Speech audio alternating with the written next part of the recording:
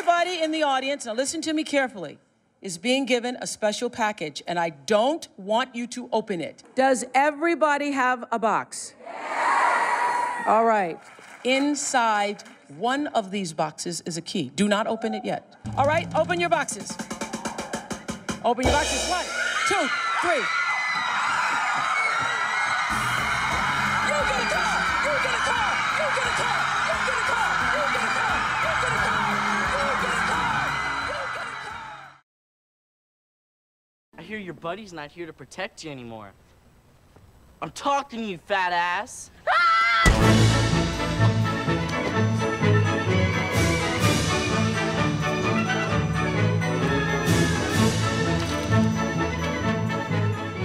That's my fetish. That's my fucking fetish. All right, I think I'm gonna leave it like this.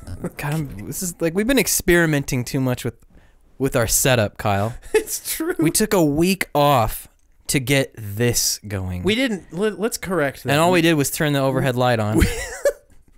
That's it. That's all it took. And eliminated the webcams, like so we're now like not doing different angles. Yes, there's that. Because we were using like $70 webcams. Yeah, you're using $70 webcams that do 1080p. So they say. They say. So they say. Some say. Yeah. Some say. And then yeah, I've got my mic going like thug You've lifestyle. Got this, like, nice V sideways shape going on. I don't know. I don't like it poking my tummy. The cable. You trying to do your best Aziz Ansari there.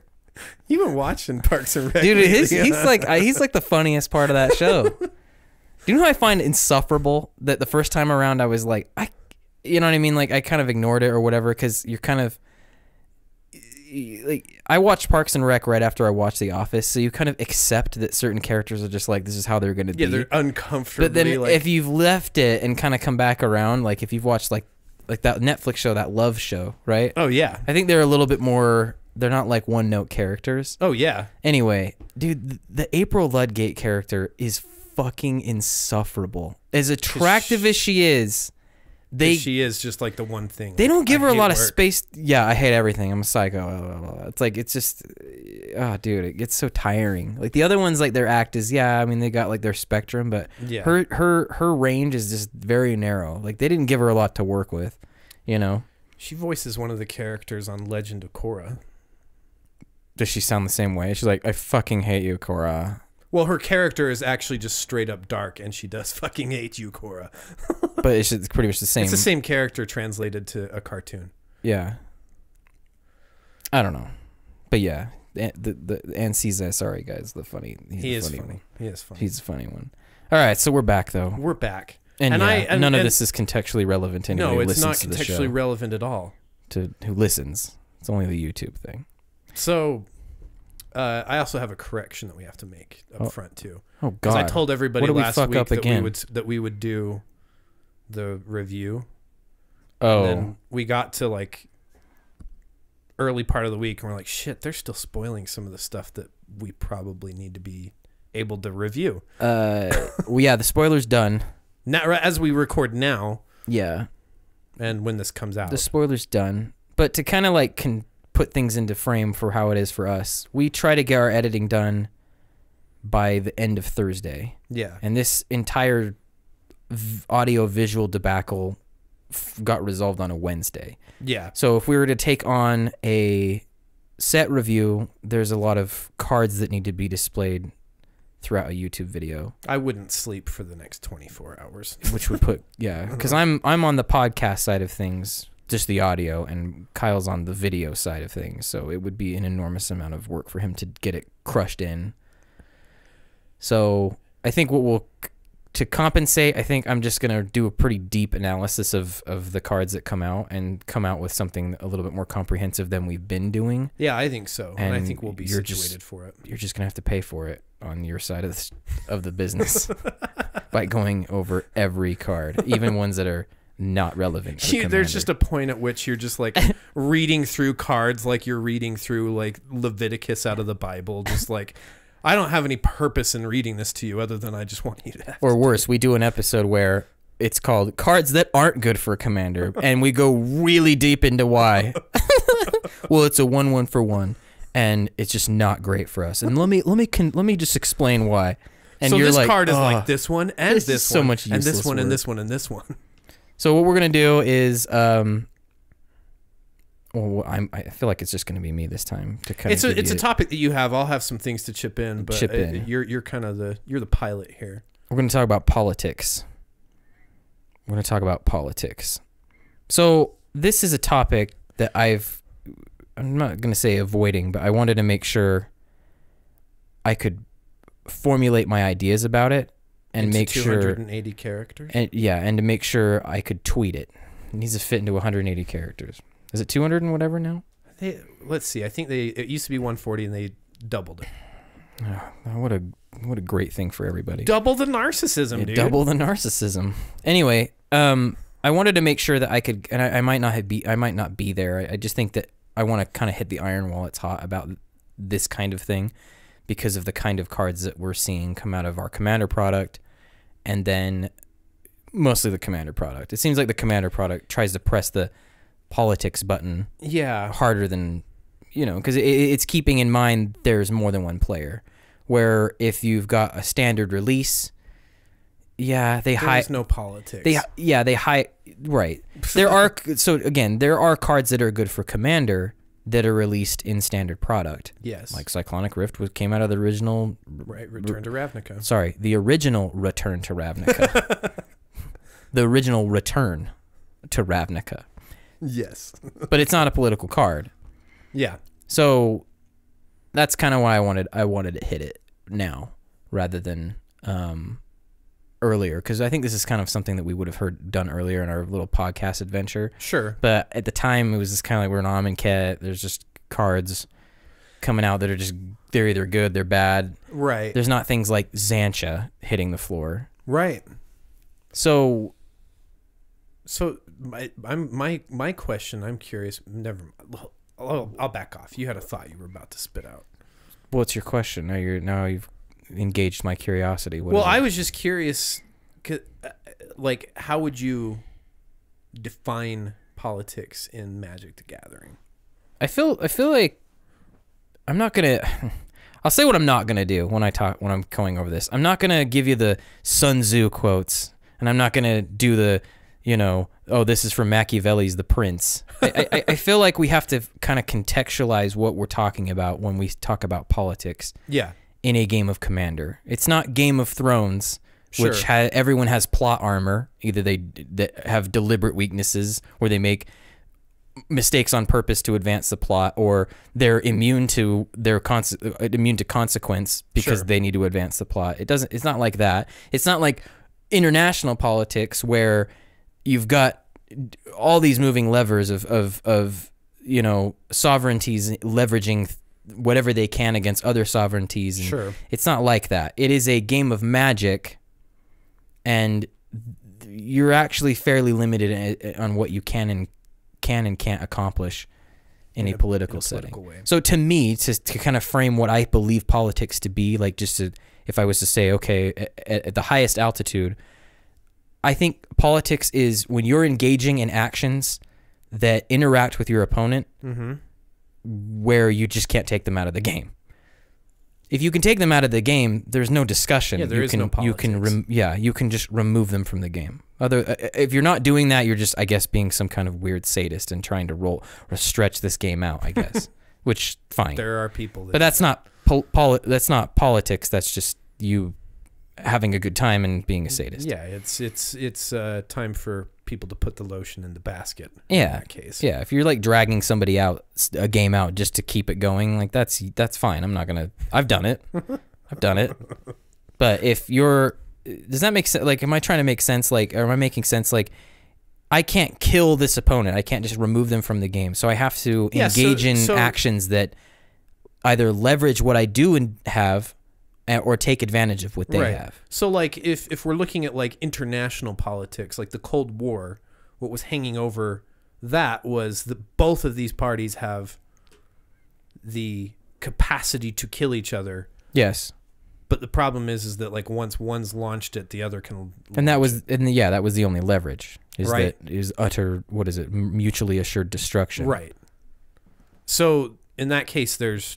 Which rarely can happen in our situation. Like relating, like in this game, rarely can both opponents kill each other at the exact same time. Yeah, so that type of leverage, like that I can kill you, is not available to us as Magic players.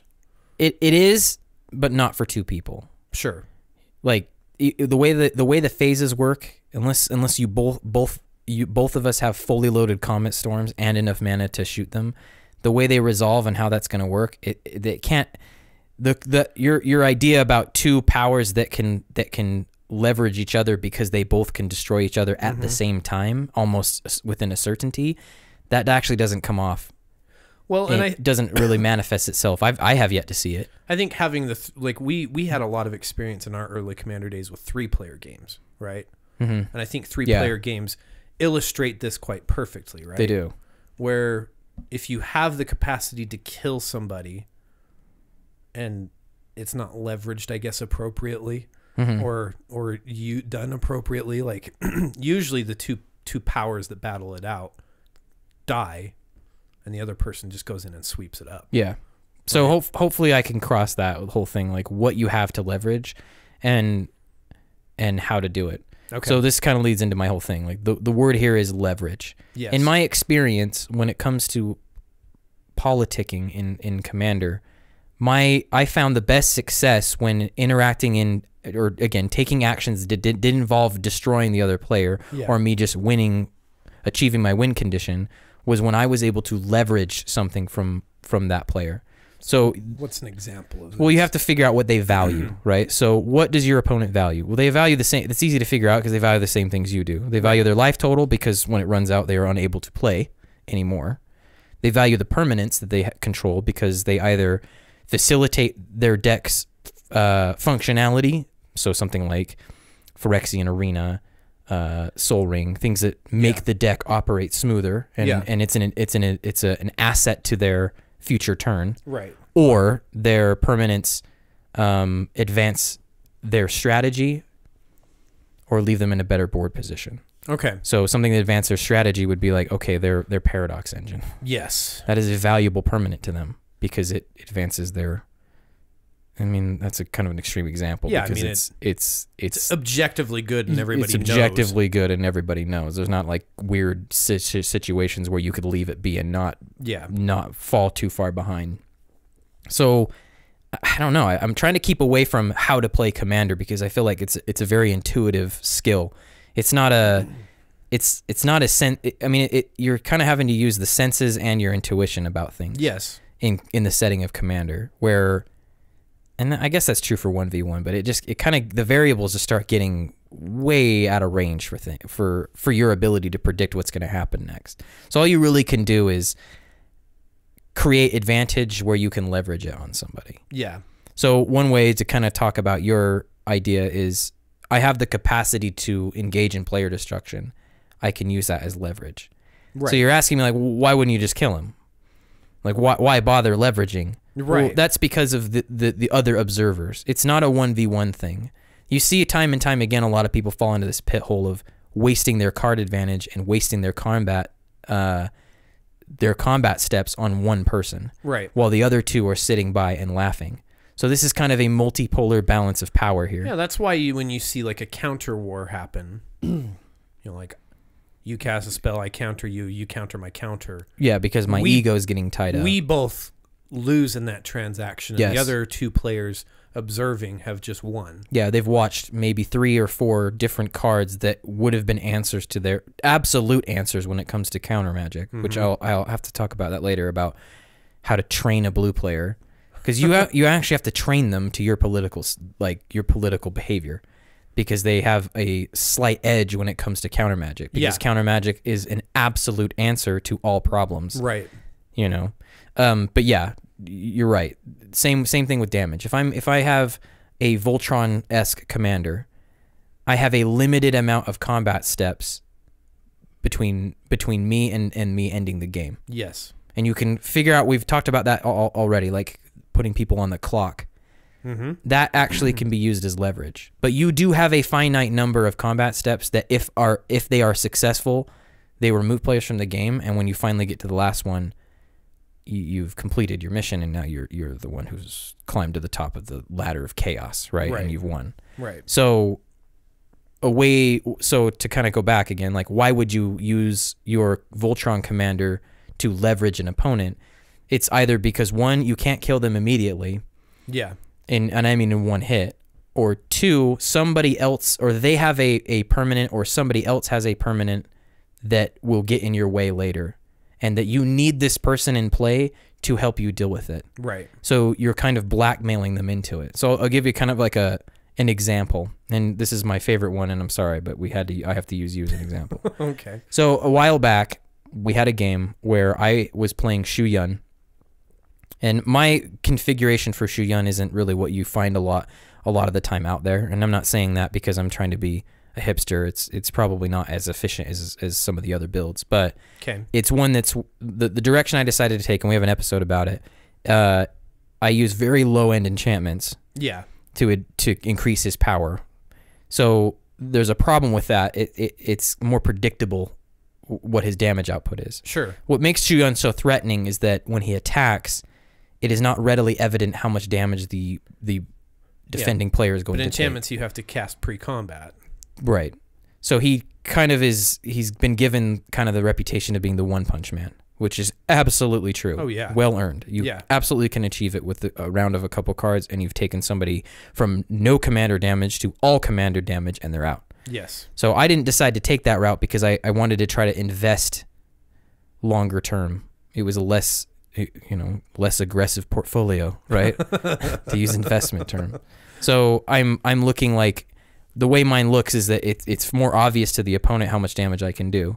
So I'm actually having to use this leverage thing that we're talking about more often than somebody playing like the burst damage side of it. Yeah. So you can see I do have a way to deal combat damage to you in a way where you're going to run out of commander points. I'm going to score 21 on you and you're going to be removed. Yeah, like it's typically a clock when you're looking at it. And that kind of is the idea. If you can't see what I'm going to do, why would you believe me? Yeah, I'm trying to leverage damage from you. Right. If I attack you with a 4/3 or a 3/2 static, and I have my mana up, like, yeah, you can guess. But sure. I can't really engage in conversation very well where it's like, hey man, don't do this and I won't kill you next turn. Yeah. Where it's a little different. Like the psychology there is a little different. The missile's out of the silo when you see him standing at a 7 whatever. Yeah. Flying, and you like, kind of know. I know that you have evasion. I know that you have a little extra stacked onto him. Right. My skirt's short enough to leave some to the imagination, but not a lot. Like you're like, he's definitely got something in his hand to get him from, into the 2-hit range or even the 1-hit range if he gets double strike. Right. That's kind of the idea that I'm following here. So in this game, you had achieved an ungodly life total by way of life linking and whatever you were going to do. Sure. And my opponents, I had to. This is the other thing, is that engaging in political discussion like this, you have to be very vocal about what is going on about the board state and your observation. And this is a mistake that happens for me. But framing it in a way where it slightly comes out in your favor. And if people are smart, they'll call your bullshit. But what I was doing in this situation was I was being very, very dramatic. I was saying, there is no way you guys are going to take his life total down without me. You will lose if I'm gone. Yeah. Like, Kyle is going to win if I'm gone. And yeah, in that situation, it was true. But how I'm wording it is that that's the leverage. Yeah. Not only am I leveraging you, I'm leveraging them. Right. So now you're not really interested in dealing with me either. You're really thinking like, well, I don't want to bring Andy's combat steps my way. Right. So what did you start doing? You started interfering with them. Because I can take you out, and you're like, okay, I'm just going to get down to it. It's true, I backed off. And I backed off. Because as soon as I kill you, I have nothing left to leverage. These two can now focus me down. And I can't remember the other decks. I remember that game very specifically thinking like, yeah, but they need to kill each other as well for this to be beneficial. Yeah. They need to kill each other and me. Yeah, it was a kind of a, what do they call it? Like at the end of, the good, bad, and the ugly a little bit. Oh, yeah. But it can't stay that way. So I was I think everybody kind of picked up my cues, and it started going the way I wanted it to go. Right. So you started using cards on them and using combat steps on them, which you actually had really high damage output already. Yeah. But you were I think I already sunk, like, I think I was at a, like, 50. I was 1 strike away. Yeah, I was like, I know that he's got 1 hit for me, and that's it. Yeah, something like that. So you ended up eliminating my 2 opponents. And I didn't eliminate you, even though they were like, when are you going to fucking eliminate him? So it's you have to navigate it. And there was nothing stopping, you know, one of the other people from attacking me. Sure. And trying to force me into, okay, he's going to kill me. If I recall, you didn't have a whole lot going on in your hand that game. No, I didn't. I ended up winning because of a path to exile and a Swords of Plowshares on your 2 attacks. Yeah, that's right. That's what ended up getting me the win. That's right. That I held that removal all game. So that's kind of one example of leveraging what your leverage can look like. Yeah, and it worked because you could see it. Like, again, like using the short skirt. My skirt was short enough to leave something open to the imagination. Right. But you know, the picture was gotten. You could kind of tell what was up the skirt. You know, you kind of knew, like, I can't do it. Jessica Rabbit's showing off, man. Yeah. So the other thing that people value, and this is kind of talking about leverage, is their permanence. Duh. People value their permanence. Right. So a lot of what you'll see out there is, and again, I'm not saying that these are bad cards. I'm just saying, like, in the context of political maneuvering, they don't fit in with this. Yeah. So a card I want to say is something like Vandal Blast. There's no way to use Vandal Blast politically. Oh, right. It just wipes the landscape, right? Like, yeah, and again, I'm not saying that it's a bad card. It's an amazing card. It strips advantage away from your opponents. But it's not a political play. It's not a political play. So if you're engaging in if you're building a political deck, you have to kind of keep that in mind. I can't make moves like this because the commander I've chosen and the other 98 cards in my stack, in my deck, they're honestly less effective at plays like this. Sure. So including a Vandal Blast in your whatever deck, like, just understand that if you're betting on having the political favor throughout the game, meaning I have leverage over my opponents if we're following my idea about this, I have advantage over my opponents, or ways to leverage their advantage, which is the other way around. I can't really be doing things like Vandal Blasting everyone's artifacts. Yeah, because now you're taking away those things and usually upsetting people too. Yeah, so cards like that, if the point of your deck is just to win, then yeah, do it. It's definitely a great card. I love Vandal Blast, but I'm trying to make a point here about some cards. Perforos, God of the Forge. He does not help your political position, right? Because you're kind of approaching the Tyrant level here. Oh, yeah. You know, so that's the thing about politics, is that in this situation, if we go back to that game that I was talking about, if you didn't have that life total, I'm the Tyrant. I'm the guy who is the biggest threat to everybody, and it's obvious. Yeah. I needed you to have that life total, and it worked out that way. And I needed it to be so huge that they needed to deal with it. Right.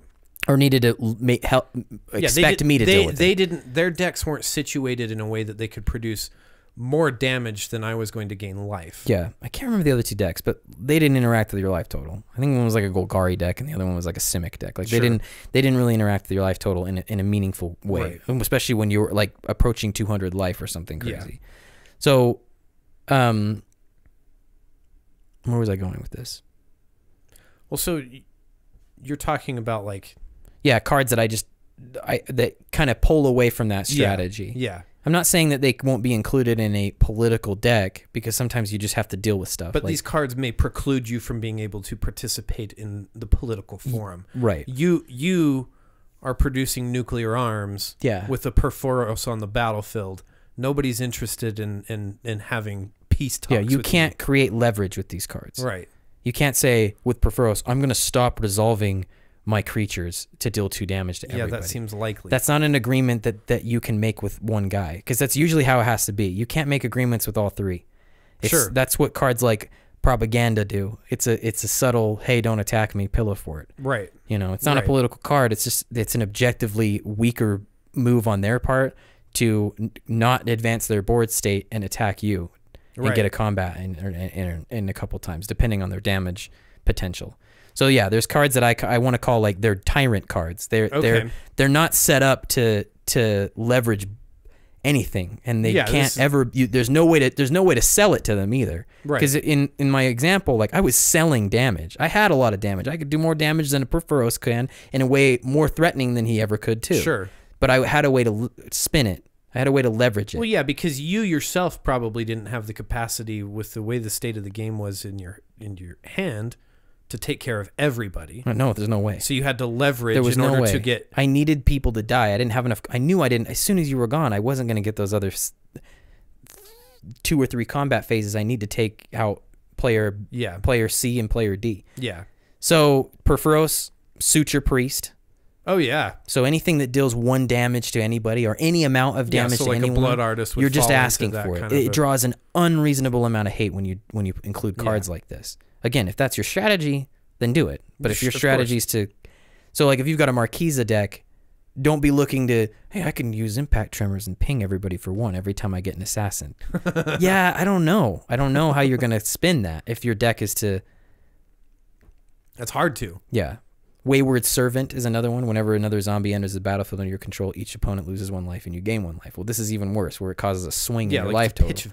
Now you become just an easy, well, hey man, you have a higher life total than everybody. Like that's more, the chance of that happening is higher. Yeah. The new Yoriko.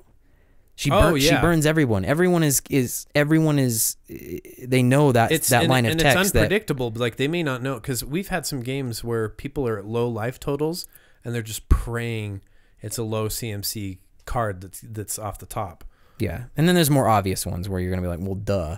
But like Underworld Dreams, pressure cards. They don't have a place in a political deck. You can't engage in things like that. Yeah, like that's just not going to work. Throne of the God Pharaoh. Yeah. Which that's kind of obvious. I probably didn't need to go over those, but I'm kind of trying to create an idea. Yeah. So it's not just these. Like think about like things like Vandal Blast. Like you can't leverage Vandal Blast because it's sorcery speed. Right. You can't go, don't attack me or I'll blow up everyone's artifacts. When it's my turn. Because your life total went down. Right. Maybe somebody will engage in that conversation, and I don't know, maybe you can spin it and I can't. Maybe you have a way of phrasing it. I've certainly tried to spin some of those at times where I'm just like, I have the capacity. I have a wrath spell in my hand right now. The person that's yeah. A good way to spin that one, the talk off for that is, if you attack me, it'll be the last phase you get with these creatures. Right. And you're not lying because you're gonna blow up their board state. Exactly. So yeah, I'll take the damage, but I'll wrap it. Just so you know. I don't want to, but I'll do it. You know, this is just how you have to be. You have to frame things where I'm not going to allow you to do this. I'm going to leverage what I have. So let me ask you another question. Okay. How does this differ from the common perception that people have about politics in EDH? Because usually when someone says politics, we're thinking about a card like Zedru. And maybe I'm jumping to this topic before you're ready to get there. But, fine, we can do this now. But I think a lot of people, I think what you'll see is anything that is not directly damage related, or it has a backwards way of creating advantage for yourself, but you have to use somebody else or give somebody else something, is already seen as political. So Zedru's like Zedru's a weird example, because a lot of the time a Zedru deck will be giving away permanents that aren't relevant to anybody, like Howling Mine or something like that. Exactly. And they'll kind of say, well, the Howling Mine's letting us draw extra cards. Yeah, but it's also allowing me to draw an extra one because I have Zedru. Yeah, and I'm not really into that, because all you've really done is you've given your opponents way more cards than you, because now it's 2, 2, 2, 2, and then you draw 3. Another commander that I think falls into this would be like Mathis, right? Mathis is kind of viewed as this political thing, like, oh, I'm going to put a bounty counter on somebody's thing. Yeah. And so I think a lot of people, or not a lot of people, but it seems like political cards are seen as cards like Mathis. Like they have some way of interacting with the opponent's board state and offering some kind of incentive for things to happen. Right. And the incentives, I don't like giving them away. I don't like giving my opponents health. Well, I don't like giving my Mathis opponents briefly. Yes, and what I found was I found that the card draw that he gave my opponents and the life gain that they got, actually weirdly enough, was unacceptable. Yeah, like it far outstrips any benefits That's to not you. politics. It was charity. Right. I didn't have a way to. I couldn't think of a way to spin these bounty counters. Right. You end up putting them on creatures that everyone knows should die. Right. You end up putting them on creatures where it's like yeah, let's put it on that Con Sphinx. Well, duh. Well, everybody wanted it to go anyway. Right. Some style of targeted removal needs to go to that Con Sphinx anyway, dude. Yeah. You know. So I found that kind of thing was, yeah, we were getting. Not sold on the idea, but we were kind of landing on the idea that Mathis is a political commander. God damn, he's a political commander. No, because the other side of that is you want to put it on creatures that are most likely to die. So that token they're sacrificing, that next skull clamp target. Right. And what are you getting? A couple cards and everyone's gaining life. And your win con is what? How are you following that along? Well, yeah, exactly. Because my win con was just finding ways to equip him and take advantage of that menace, or use, what is it? Blood Tribute or whatever it is, that vampire card that you tap a vampire and you can wipe out somebody's half their life total and you gain that much. Like I was trying my best, and in the end I ended up landing on the Queen Marquisa. Yeah. Who, the reason why I love that card is that it's just so elegantly not asking me to do anything specific. Sure. Yet we've fallen on, well, Monarch equals political. The only reason that she's good with Monarch is because you get something for not being the Monarch. Yeah. You get a high valued token that's haste and death touch 1/1. You know. So I think something that was on my mind coming into this conversation was exactly this. Like I think what we're doing here is maybe trying to reconceptualize the idea of politics in EDH. That's what I'm going for. I'm not saying that you might have a player group that's more open to stuff like that. Well, you know what? Thanks, man. I'm going to do this. Well, yeah, but because in the end, like, I don't know if you have a way to track that piece of advantage that you gave them was the result in you not winning. Well, like, so here's a weird one to me that a recent, like, political commander was Guafa that came out. Guafa Hazid? Yeah, Guafa Hazid, Profiteer. Isn't he? He's fairly old, isn't he? So this, maybe he is. Maybe there's an old. Oh yeah, you're right. He actually is old. But there's a new.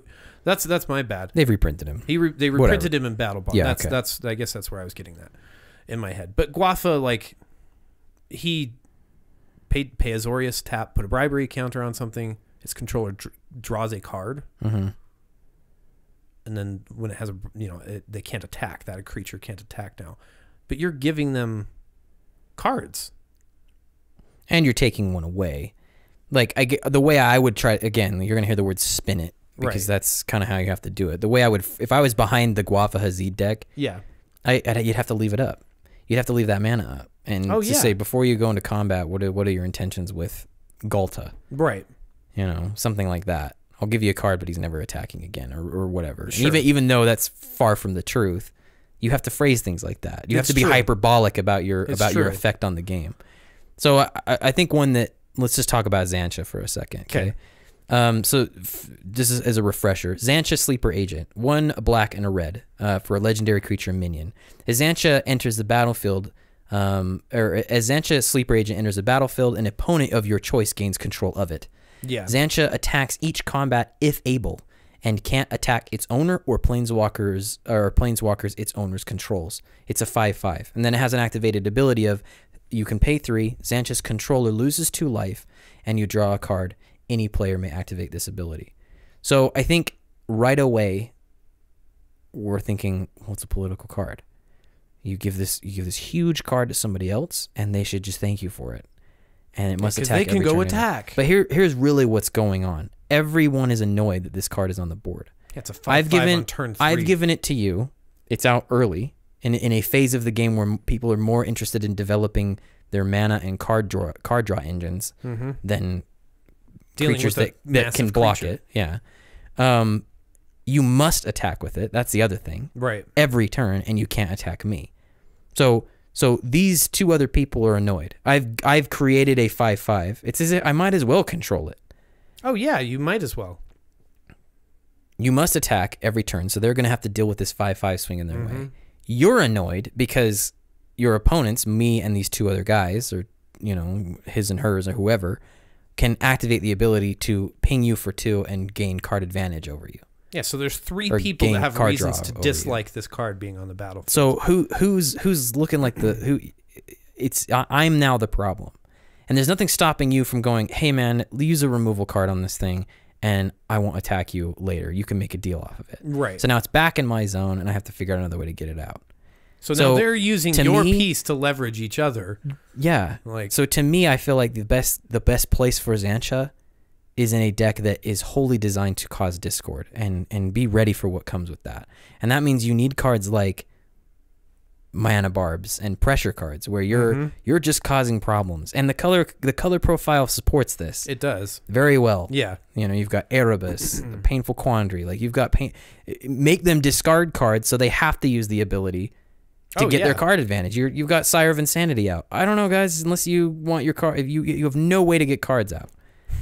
You know, things like that. But this is not a political maneuver. This is you being a tyrant. Right, exactly. Where you're objectively the enemy of all the countrymen, of all the houses. Which I think is the thing. Like it's And if that's the game that you want to play, then great. I'm not even it sounds fucking fun to me. I'm just talking about if you set out to have a political discourse or I want to try to maneuver this landscape and win by proxy and cause discord where I'm dealing damage through other people's permanents and I end up just coming out on top.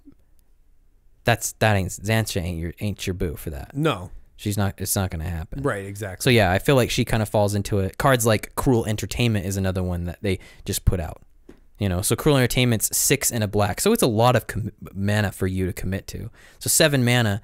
Choose target player and another target player. The first player controls the second player's turn during the second player's next turn, and the second player controls the first player's during the first player's next turn. So you basically told player A and B, or player B and C to exchange their turns. Oh, and then the next time we get back to your turn, it's C taking it. So I guess you can... the only way I can see this coming out as a political maneuver is if you pick the 2 people that are way upsided from you on the balance scaling. Sure. But if you play this card wrong, there's nothing stopping them from using their phases and attacking you for even doing it. Oh, right. You know, there's nothing stopping you from saying, hey man, are you annoyed that they cast that on us? And you'd be like, yeah, I actually kind of am. And I'll be like, all right, I'm just going to attack him using your phase. And, you know, so like this is kind of like one of those could be political cards, but you're going to have to spin it in a way. Right. Crown of Doom. Okay, so what's this one do? So it's 3 mana. Whenever a creature attacks you or a planeswalker you control, it gets +2/+0 until end of turn. So it's basically Gahiji. It's Gahiji the Hat. But it has an activation of 2. Target player other than Crown of Doom's owner gains control of it. Activate this ability only during your turn. So for 5 mana, 3, and then hurrying up and getting rid of it. Right. You've given this. You've put this thing out there to somebody else, and it can never come back.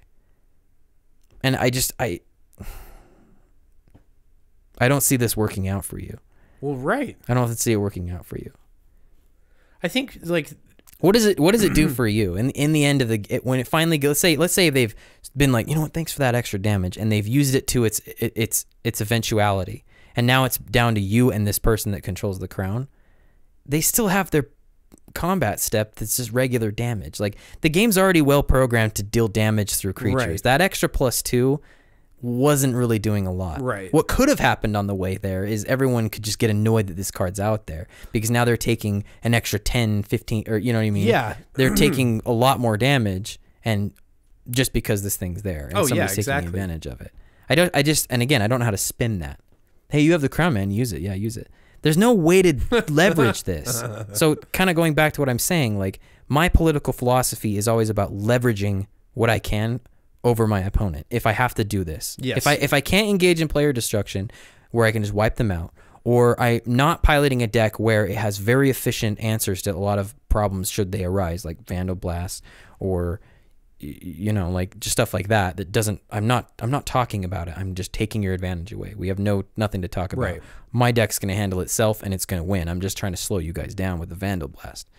If I'm engaging in a deck that's more like Queen Marquesa or I mean, anything. Like, this is the strategy I've decided to take. I'm not really interested in cards like Xantia. I'm not interested in cards like Crown of Doom and sitting here and selling people on combat steps all day. Right. You know, because we see that a lot in some of these games. Like the guy who plays Gahiji in our group, he has to sit there all day and convince people to attack each other. No, it's actually kind of comical. When no matter what, he gets the +2. And yeah, it is comical because everyone's like, that it's not actually that much of a big deal. Like, people are really more interested in dealing with the problems at the table than they are in taking advantage of the offerings. Well, their deck, and the other thing is that his additive 2 to their combat, they can't take advantage of enough for it to be worth it. Right. A lot of decks out there, they're not creature centric. They're not combat centric. Right. We've already talked about in a couple episodes how it is already kind of a tall order to win through combat and win through an aggro strategy. Yeah. If you can do it, god damn, you're doing God's work. But it's harder to do. It truly is. So when you bring Gahiji to the table and the guy across from you is playing, I don't know, like, just name me, pick a commander that even came out of the last set. Shahili. Yeah. You know, maybe they've got a lot of tokens or whatever, but they don't want to put them into the red zone because they'd rather use that mana to keep dropping the cost. Or they've got a Minotaur who probably doesn't even have that many creatures other than the ones they intend to flicker, and they ain't about to send them somewhere where they could get blocked you or don't whatever. Have, in that case, you don't have anything to leverage. You don't have any... Yeah, you have nothing to bargain with. You have nothing to leverage. Yeah, you're not offering anything and leveraging anything. What kind of cards exist that can leverage? So let's talk about leverage cards first. A lot of what I was kind of talking about with the Shuyun example was what is obviously out there. Yeah. What is obviously out there for them to say, if we're, again, we're trying to keep our skirt short enough, but we want to leave, we're really not looking to, like, we're just taking the skirt off on this. I'm just taking it off. Like, you know what I'm wearing or not wearing underneath my skirt. I think I just got flashed in the parking lot. So let's compare Swords to Plowshares with a card called Soul Snare.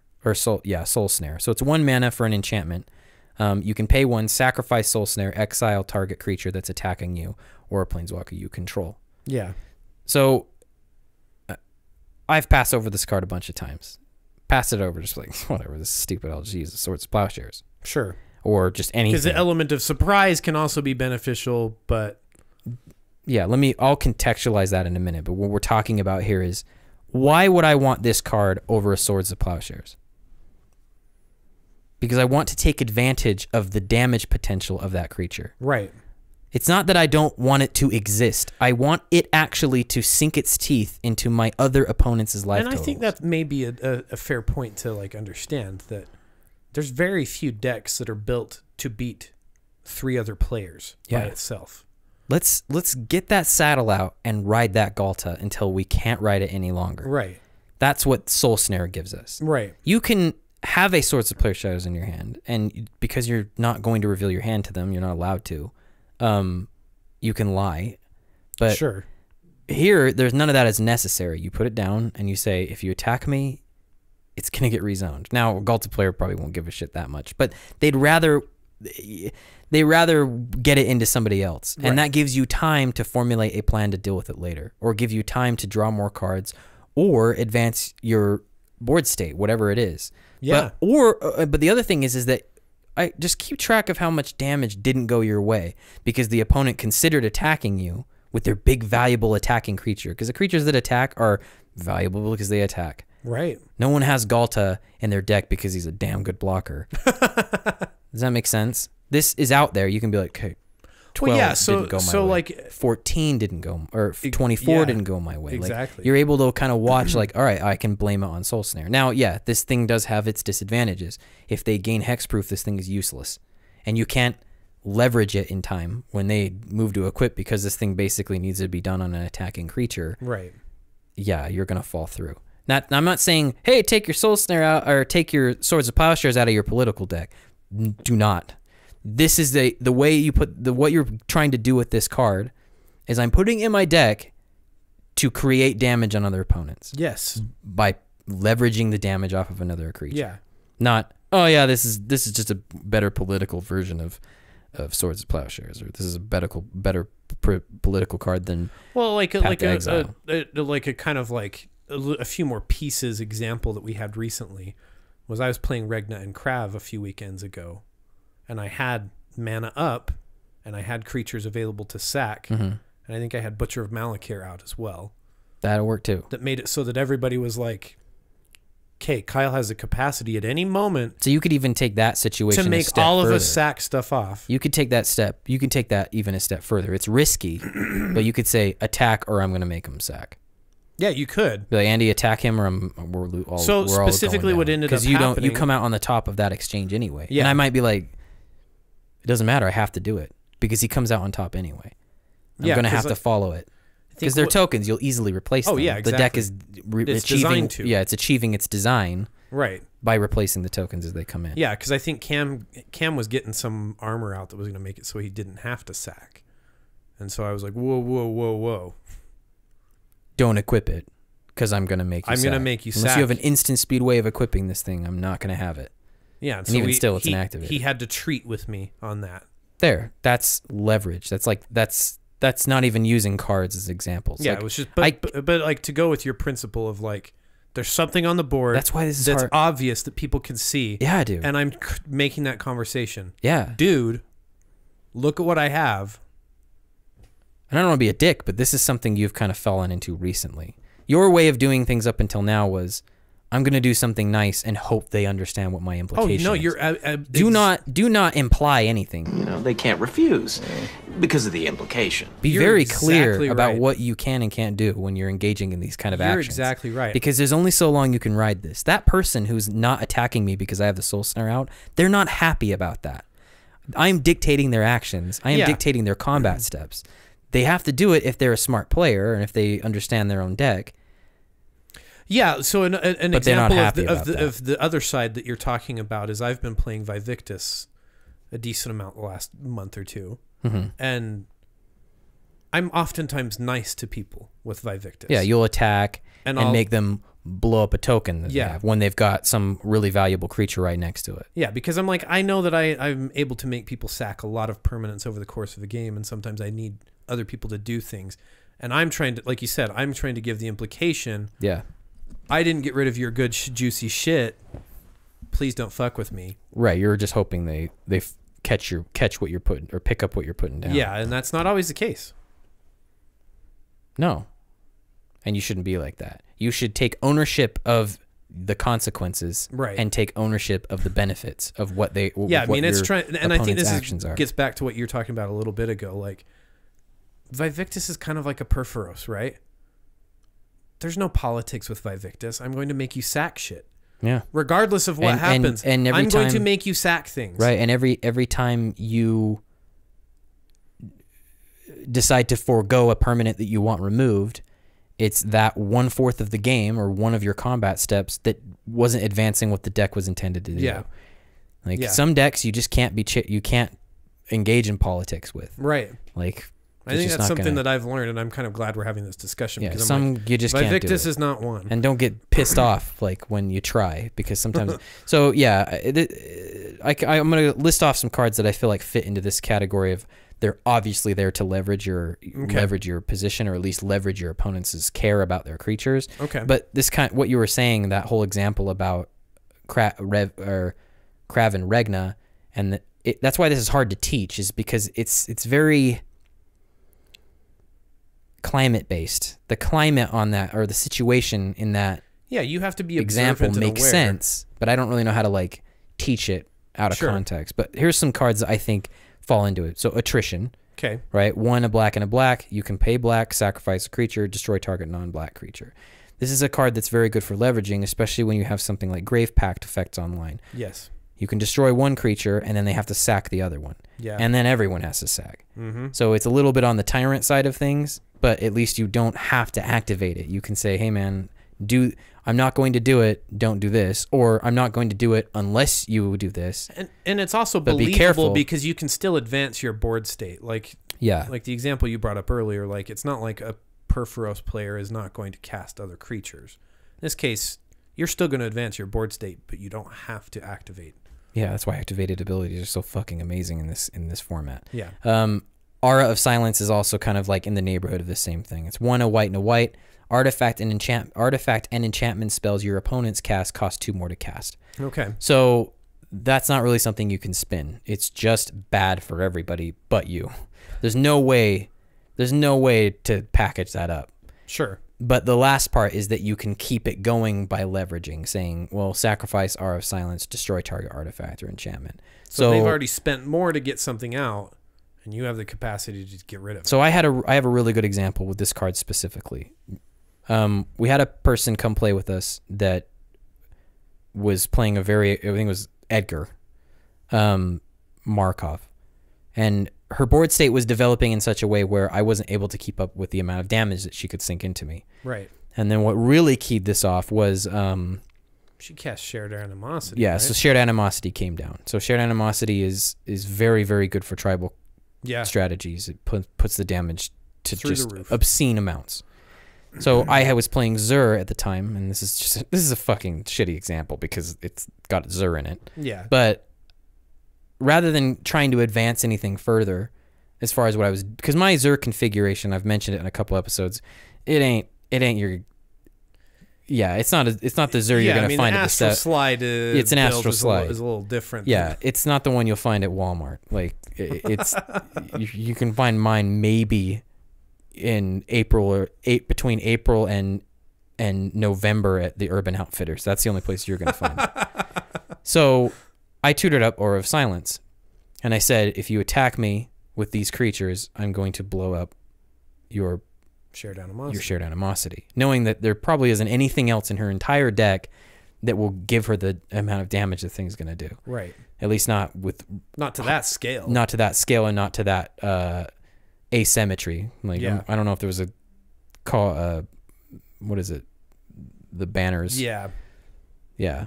Coat of Arms. Coat of Arms. I'm like, why can't I connect that? Yeah, I don't know if there's a Coat of Arms in that deck or not, but you get what I mean. Yeah, I know what you mean. And yeah, she followed my lead all the way through. So 2 things were happening. She's sinking her teeth into other opponents. I'm watching their life totals coming down. And then my opponents are also getting taxed because this thing's out. Right. So the way I put it to her is I'm like, I'll destroy it and you'll lose all your damage.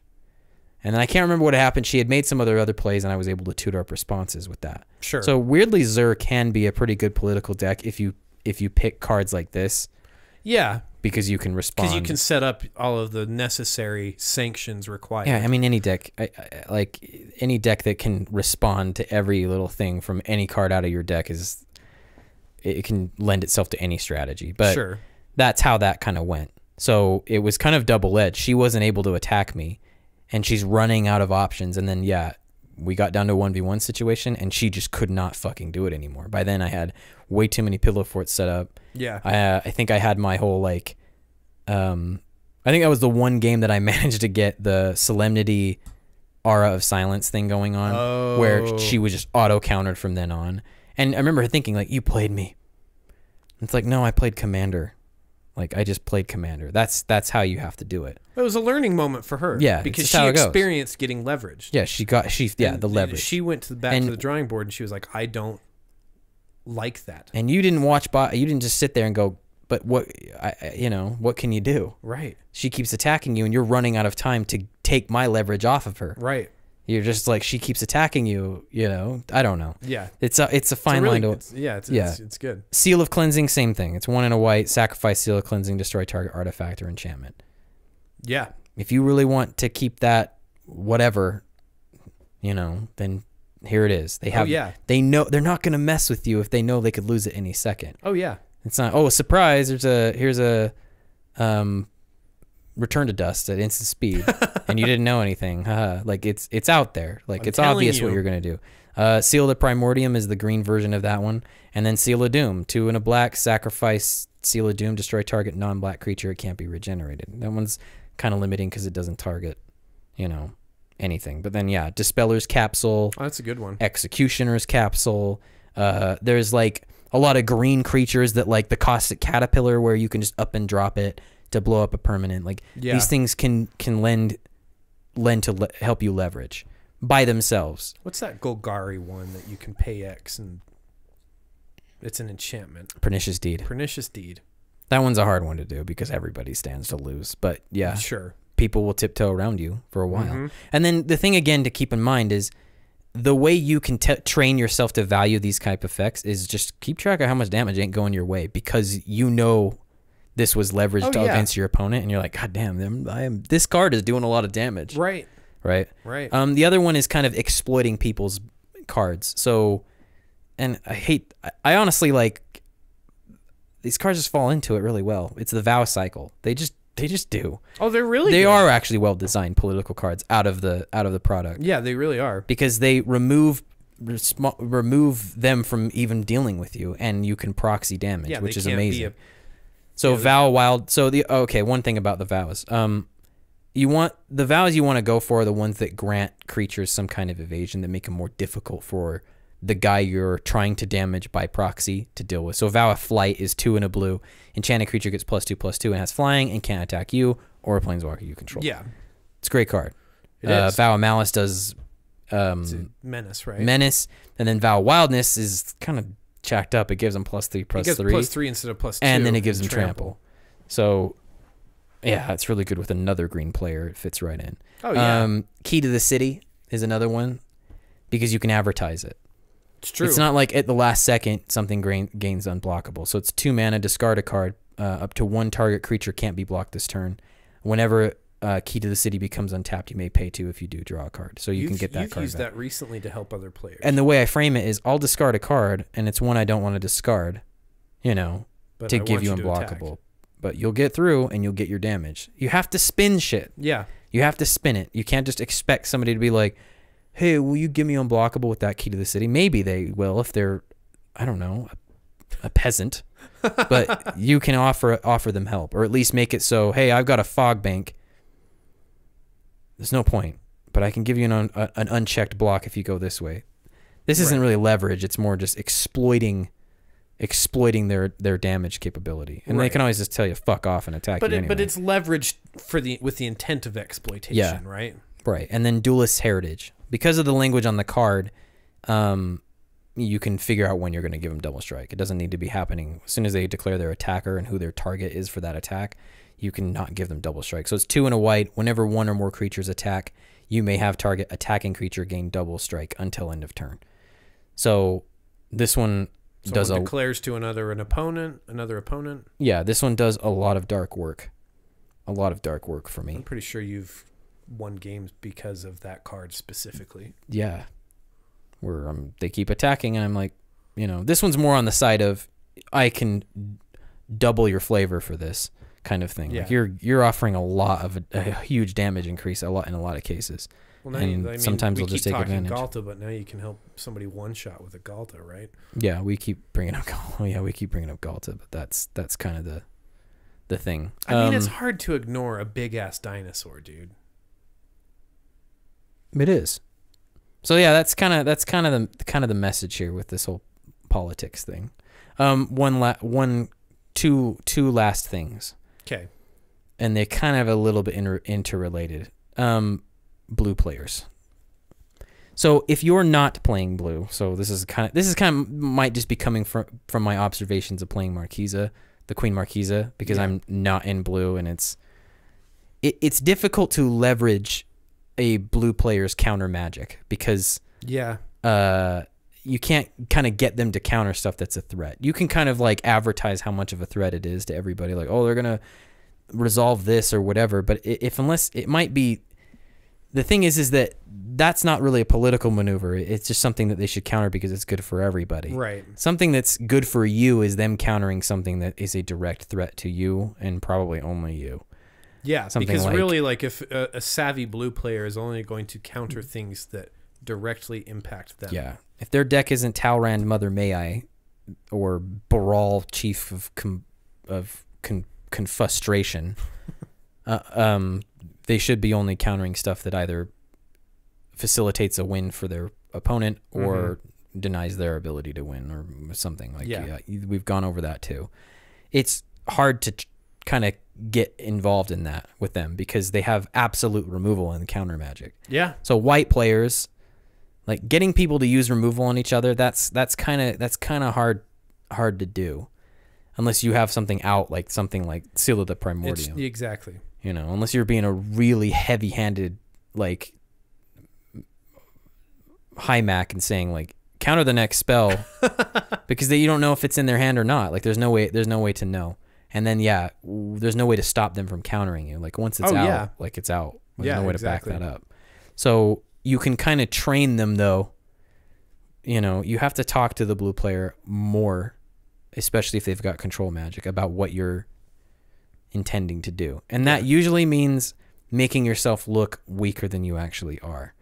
So I didn't want to use the Sun Tzu thing, but there's ways to frame things where, I don't know, spell out your strategy. Like, well, yeah, I got to draw these other 2 cards. Like, I don't know if it's going to happen. If I do it, yeah, it'll be a problem. You hear me do that all the time. I was going to say, I think Andy's very masterful at this. You tend to not lean on permanence as heavily as I think a lot of players do. Mm-hmm. So there's a little more space for you to work with that. Yeah, but the vulnerability is that I don't have a lot. I don't have a lot in the ways of defending myself if they decide to just come at me. It's true. So I really have a ways where I'm leaning on cards like Aetherize and things like that as the blue player. Mm-hmm. So you kind of have to train the blue player to withhold their counter magic and to maybe sync them out.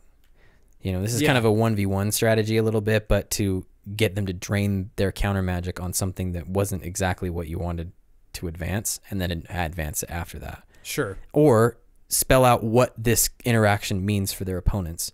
If you're using your counter spell on me, these 2 other guys are benefiting from it. What I'm trying to do, you know, you can say, like, I want to cast this card, but it's hard to do because of what's happening with the stack. Like, once it's out and you ask for response, you can say, well, before anyone responds, I don't know if you have a counter spell or not, but if you end up countering this, my intention is to do this with it or whatever. Sure. But you're going to be down counter magic and whatever and now. So whatever they're going to do next, you aren't going to have the counter magic. You're not going to have the counter magic to do it. Right. You know, and hopefully convince them that's what it is. It's hard, dude. It's hard. It's hard because of the speed of this interaction. We've had some conversations for sure about counters and counter wars for sure. Right. Like at our table, and they're protracted for sure. Like they. Yeah. So when we're talking instances, usually you have to kind of describe what you're trying to do without revealing your hand or revealing what you're going to do. Right.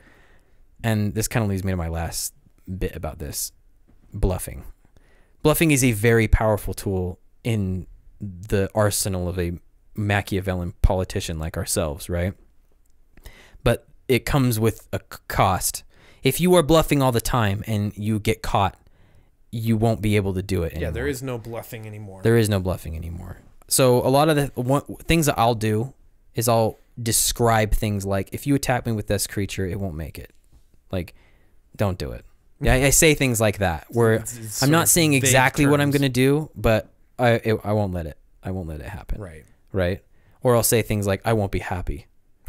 You know, and this card in my hand will make you unhappy. Things like this, where I'm changing the language around where they're not really picking up on any like things I've said in the past. Specific thing that you're telling them. But. And a lot of the time, like people, depending on the personalities of your playgroup, which all of this is very dependent on personality of your playgroup, they'll either try to check me by like, fuck you, I don't believe you, and attack me, or they'll be like, hey, he's got something, and then move away.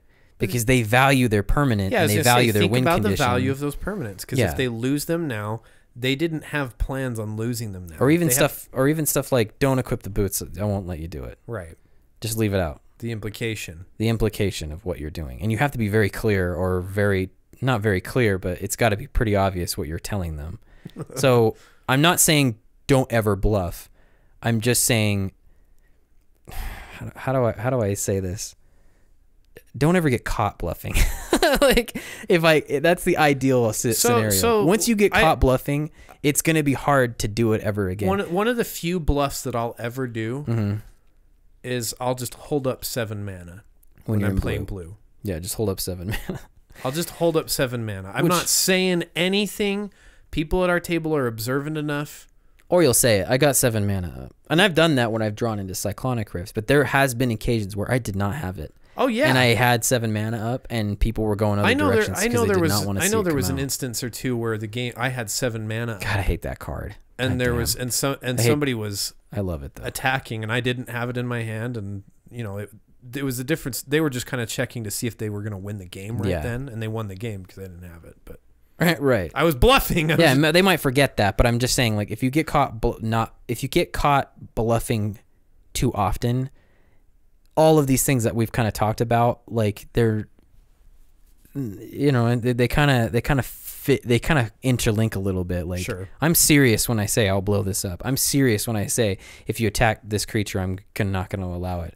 If they catch you bluffing once, it might actually work out later where maybe it's something that you wanted to have happen. I mean, I don't know what those conditions would be. Like, a lot of the time I don't want to be attacked and have to pull out my Aetherize or my my Swords of Plowshares or whatever instant speed response. My curtains those are call. escape pods. I don't. I don't plans. want exactly. Like, you don't want the escape pods to ever be used on a ship. Right.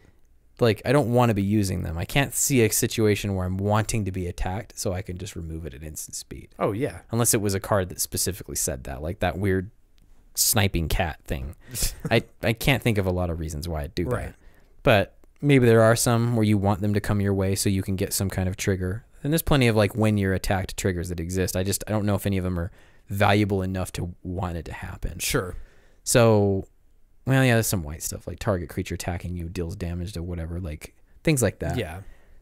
So yeah, that's kind of my thing. So to kind of summarize, the cards that are being sold to us as political cards, I think are being classified that way because we're hoping that giving gifts to our opponents are met with reception of, And oh, even, well, thanks. I don't want to hurt you. Because even that, if you think in terms of politics, like what is gift giving usually been characteristic of in politics bribes. in the past? Yeah. It's taxes. It's and bribes. I'm paying homage. Yeah, I'm paying homage, which you can't do that in this game. Right. Giving people permanence and card advantage is exactly what they want you to do. I don't know how, I don't have a way of doing that. Maybe somebody out there can kind of like fill us up with, well, this is how you do it. And I'll be like, you know, you're right.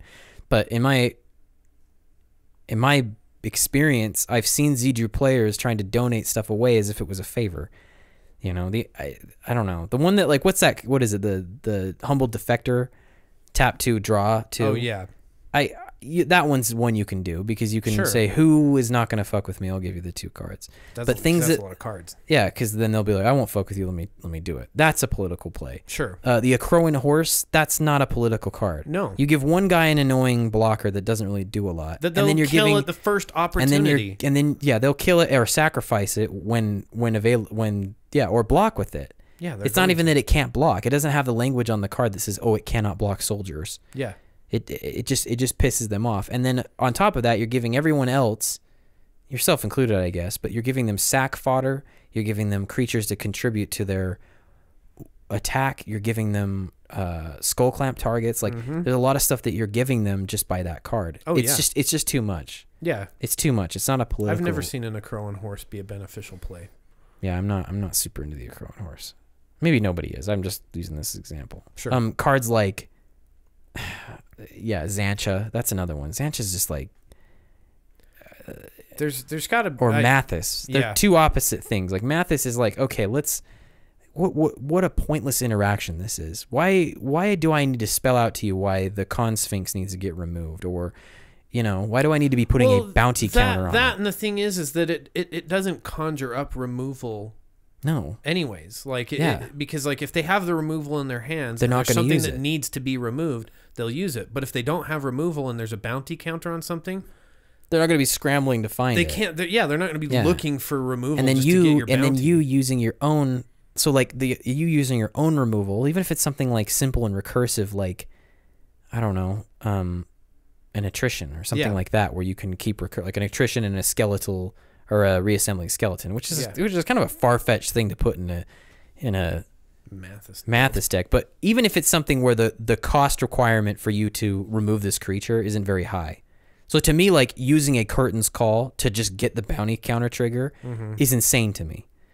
You've given them life and given them cards. You've used one card and to gain one back, I guess. Like just draw the card. Just there's better ways to play draw Read cards. the Bones.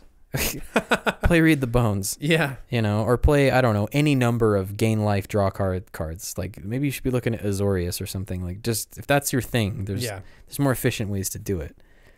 I don't know. I'm not trying to dog on the political cards, but no, I think what we're saying is that there's in terms of the commander politics discussion, there is a leaning on the gift giving. Yeah. You know, like the Kai-en-Tai type thing. I think, you know, that one it's deception, right?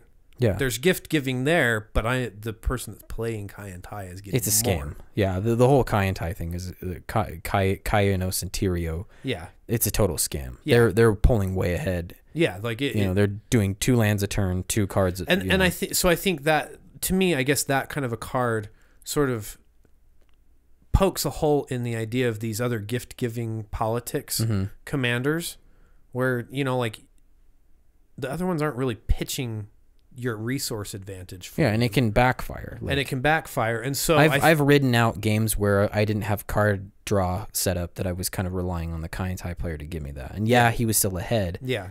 But it backfired for him. I ended up pulling it out because I was like, good thing I drew into this. Yeah. It happens. That was incidentally one of your Marquesa games, I think. Yes, right? weirdly. Yeah, because I can't remember what was going on. But I think you drew a deflecting palm. Yeah, I drew into it, and he tried to do. I can't remember what happened. But I think that where, you know, Kai-no Centurio, they expose this idea of politics being this idea of gift giving. Yeah, And if it doesn't pitch the advantage, then what is politics? And I think the thesis here is politics is leverage. yeah. Really, politics shouldn't be anything that anybody can identify you're really doing. Right. You know, like. Or maybe, because when we walk away from those games, you weren't thinking like he politicked out that. It's like, no, he just used his leverage correctly and I lost. But that's really what I was doing. I made it very. I just spelled out the obvious. It didn't have to go that way. Yeah, it didn't have to go that way. 3 of you could have been like, let's just fucking take him out. Right. You know. Right. Like that, and then that can happen. People start engaging in bargaining to try to pull this whole thing, the framing away from how I've done it. Because like I could have, and that's cool. That's Commander, man. That's why you're playing this format. And like that you know, that game that I described with Regna and Krav, I could have I was in a position that I could have made it so that nobody had any creatures except for me, but I wanted other people to attack each other. Yeah, you wanted to take advantage of their damage. Yeah. Rather than, and that's the other thing, is like tempering that kind of thing. Like you could have just been like, all right, now I'm activating it 5 times every 1 second creature. Yeah. Instead, you made the attempt. Hey, why doesn't everybody attack each other, and I won't make everyone sacrifice them? You know, I think you just said don't attack me. You were trying to take that stance. Exactly. I it's kind of risky to say attack this guy or I'll make everyone sacrifice. That might not work. Where they're like, fine, fucking make a sacrifice. Plus, it's very direct hatred, right? Yeah, like, it's kind of leaning on the tyrant side. So yeah, there is a fine line to walk where you're pushing this a little too hard and you're being a tyrant. And yeah, be ready for that. And hopefully there's other components in your deck that help you flip that back, to which I'd say check out Aikido type gameplay, because that's awesome. I fucking love that, where I've pushed everybody so far and I've pointed so much damage away by what I've been offering up as far as leverage and things like that, that even when the time comes for them to be like, okay, I'm done, I don't care, destroy it, whatever, I'm going to figure it out. Boom. I can use effects like Deflecting Palm and Backlash, you know, and then if I need to, fucking test protection the fuck out. Like, I'm not below being a total little finger on this whole thing, you know, like or above that. I'm not above being a little finger. I don't know. I hope people take this conversation as something that, like, there's you know, some learning for Commander players, that politics can look different than what I think is the general conversation in our community about politics. Yeah, you might have I guess the other side of this is, like, if you do have a political oriented group that is very receptive to gift giving type effects and things like that. Cool. Maybe take my shit and turn it on its head. Yeah. Where you show up and you've completely changed. You're not the, hey, if I give you this, remember, and you're just like, if you do this, I'm gonna destroy it. You're more, you know what I mean? More of a blackmailing type, like, because you have the power. That's the thing. I have the power to remove your permanent, and I'm going to leverage that power against my opponents. Right. Exactly. So yeah. So what do we got next, Andy? Yeah, we got to do the review. Yeah, so review next week. Return to guilds of Return to of Ravnica. Like you illuminated, I think we may be able to provide a little more. We have more time. A little more in-depth insight than we have in the past in reviews. Yeah, we don't have preview cards, so we get them at the same speed everybody else does. Yeah, exactly. So we kind of have a minute where we're trying to work it in. I like to think about cards and suggest them into existing commander decks. Like, this will be good for this, and this will be good for that. Yeah. Is a suggestion. Yeah. And then, I like to kind of think about new combos. And then some are just, like, objectively just good cards that we can't wait to get. Like, oh, yeah. And then, the commander, the new legends are always my favorite thing to talk about because of how much possibility comes with a new legendary. Yeah, and I think there's several of them from Guilds of Ravnica that we're both like, there's some interesting things we could do. Yeah, so that's next. And then we're going to be moving into our guild cycle. So yeah, earlier this year, was it this year? Earlier this year, we did a mono-colored deck thing when Ixalan was coming out. We kind of did a deck that was older and less... like a less used commander from the color. Yeah, and then one from the current. If it was applicable. If it was applicable. I think... So the green one we passed on. Well, yeah, I think... Because Galta, I think... I was actually listening to that a little bit earlier today. Oh, really? We just didn't talk about Galta because I think you and I were like into these obscure We were actually things. kind of annoyed at Galta because it had kind of taken over. We talked a lot about Galta today. We have. But it was built by one of our group members, and we were just probably a little... I think we were over it. A little annoyed. So then, the black one was not that it's that great of a deck, possible as a commander, and then the white one was kind of... Yeah, so like we did a white... Our white episode was 8.5 tails. And Heliod. And then Heliod, because like the white dino from Ixalan was kind of like, let's pass on that. If you're going to pay... But then our red episode was Ashling the Pilgrim and Itali. So we're going to try to do that again. We're going to say, okay, here's one from the new set. And then... Something that's maybe a little more obscure. A little bit more obscure. That's our plan. And we've got 10 episodes to go for that. Yeah, so we'll take the five guilds that we have now, mercifully. Because I remember we were trying to figure out how to order this. Yeah. We're like, are we just going to go around the pie? Because that's going to be annoying. We're going to be talking about white for 2 episodes, then blue for 2 episodes. And it's going to be weird. But I guess Wizards kind of solved that for us. We're just going to go with what they gave us. And then when Ravnica Allegiant comes out, it'll be it'll be an exciting series to do, I think. Because it's more like, what are these? Because the guilds kind of have their own color identity. Yeah, they really do. They have their own personality. Like white, we've talked about this off screen. White definitely has an identity. Black has an identity.